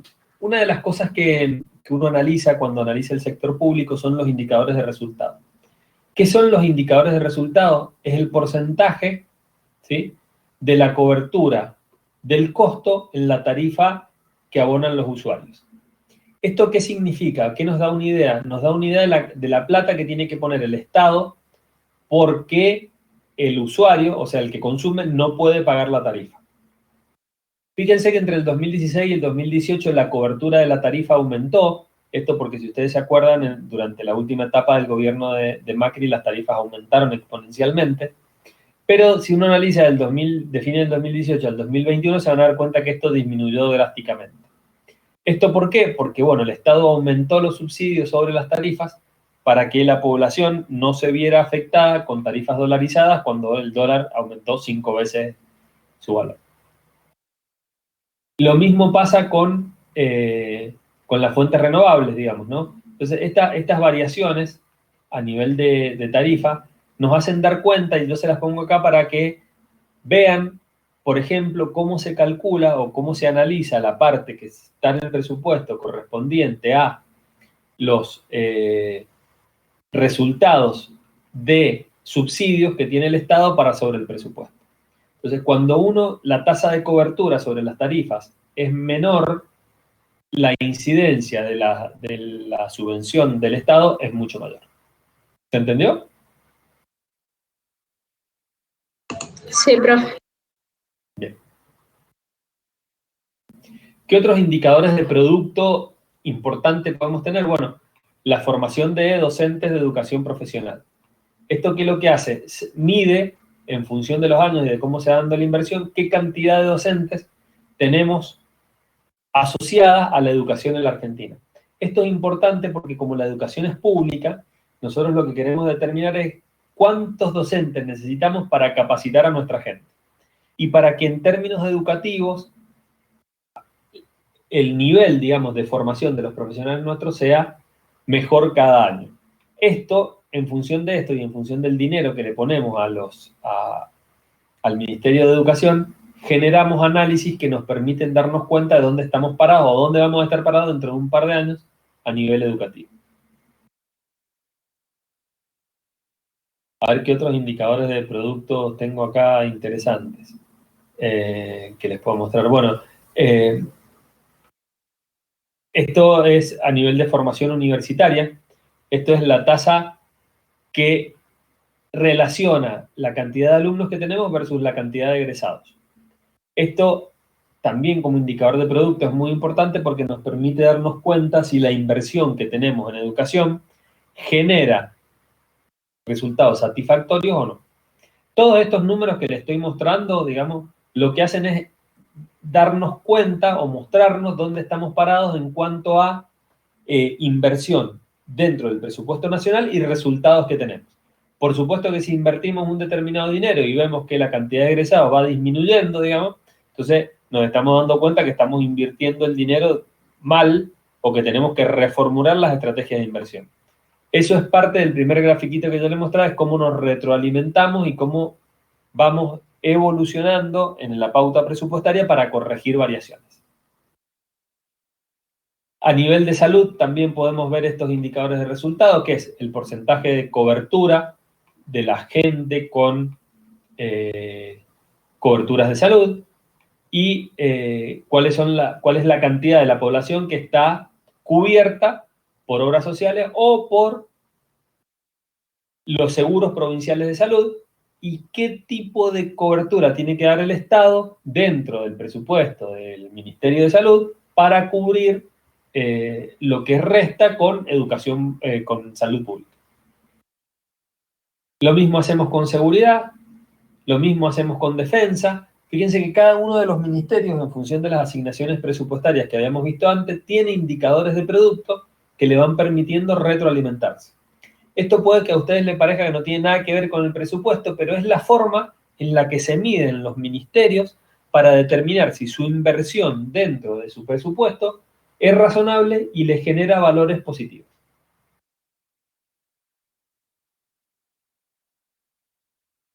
Bien. ¿Cómo se distribuyen los recursos? ¿Se acuerdan que nosotros habíamos visto que parte de el Estado eran las provincias y a su vez los municipios? Bueno, cuando el Estado Nacional recauda impuestos, algunos de los impuestos que toma los distribuye a las provincias. ¿Por qué? Pues como habíamos visto recién, el Estado Nacional se podría llevar, si fuese en dinero constante, el 60% de lo que recauda y las provincias el 30%. Evidentemente, yo les dije, miren, el Estado que tiene injerencia directa por sobre la población es, en primera instancia, el municipio y después la provincia, porque es el que más en contacto está con la gente que lo necesita. Entonces, esos recursos que recauda el Estado los baja la provincia a través de un concepto que se denomina coparticipación. ¿Cómo baja el Estado la coparticipación? Bueno, en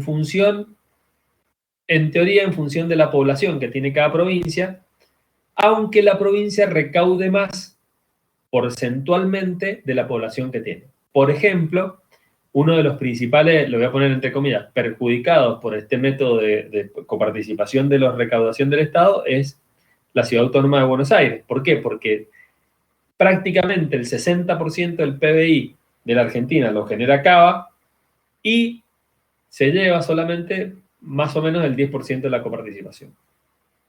Fíjense que Buenos Aires tiene un 19.9% de coparticipación y Mendoza tiene un 4.33%. Y acá viene un punto importante. ¿Ustedes saben cuál es la recaudación de Mendoza en términos nominales? Es decir, ¿cuál sería el porcentaje comparativo contra este 4.33% que tenemos? El 3.5%. Quiere decir que Mendoza, con todos sus recursos, le aporta al Estado un 3.5% de todo el valor que recauda el Estado Nacional y recibe un 4.33%. ¿Esto por qué se los cuento? Porque en el último tiempo apareció un grupo de muchachos que quería hacer Mendoza independiente. Bueno, si nosotros hiciésemos a Mendoza independiente, no podríamos subsistir con la recaudación impositiva que tenemos. ¿Sí? ¿Por qué? Porque nuestra recaudación impositiva con aporte al Estado Nacional es mucho menor que la que el Estado Nacional nos da a nosotros. Bueno. Y lo hicimos rápido, pero que menos mal porque quería terminar. El porcentaje depende de la cantidad de habitantes o de algo más. No, conceptualmente es el porcentaje de la población. Fíjate, María Paz, que, para que tengas una idea, te voy a hacer otro parangón, digamos, ¿no? El Estado Nacional le da a Mendoza más o menos un 4.3% de las vacunas que llegan. ¿Por qué la distribuye de esa manera? Porque la población de Mendoza es el 4.3% de la población nacional. Lo mismo hace con la coparticipación. Bien, gracias. De nada. Bueno, y esto, para terminar, por suerte hemos terminado, así que los voy a liberar el otro jueves. Este es lo que nosotros denominamos el laberinto de la coparticipación. Todas estas cosas que ustedes ven acá es cómo se transforma la recaudación de las provincias que va a parar a la nación y a su vez cómo la nación distribuye en las provincias ese dinero que recauda.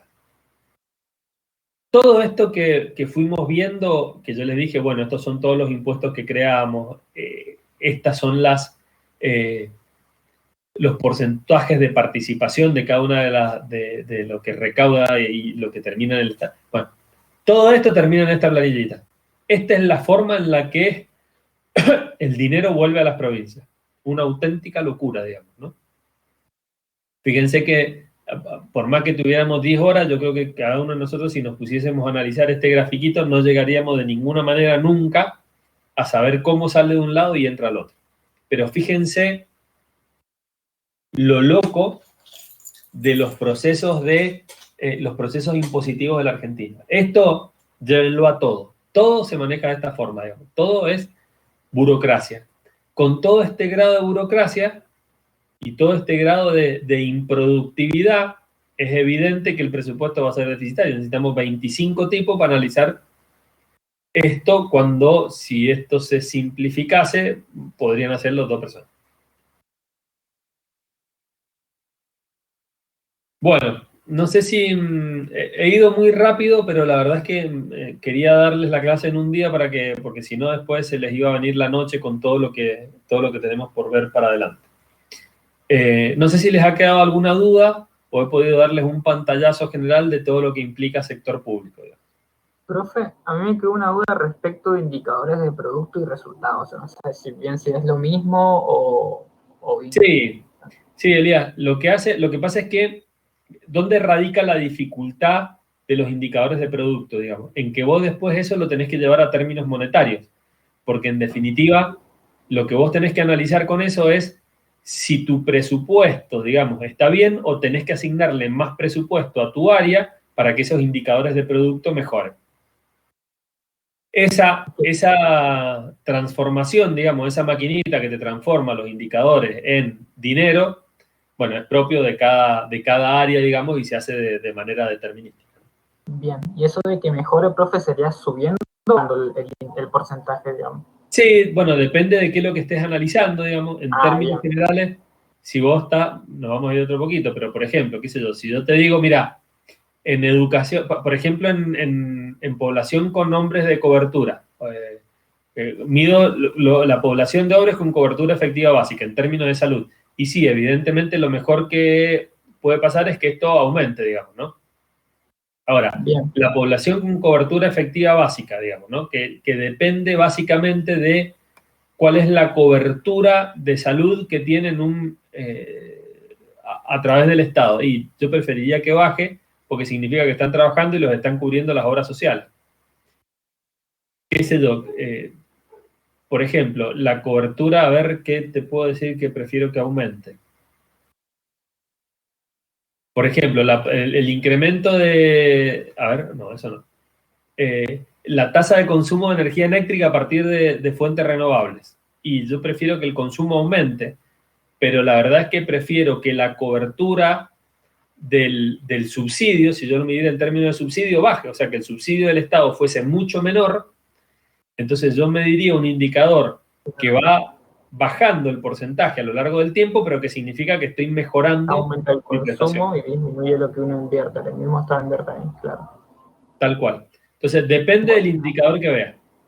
Bien, bien. Buenísimo. Gracias, profesor. Bueno, chicos, no sé si hay alguna otra pregunta. Bueno, como no hay ninguna otra pregunta, entonces los dejo libres.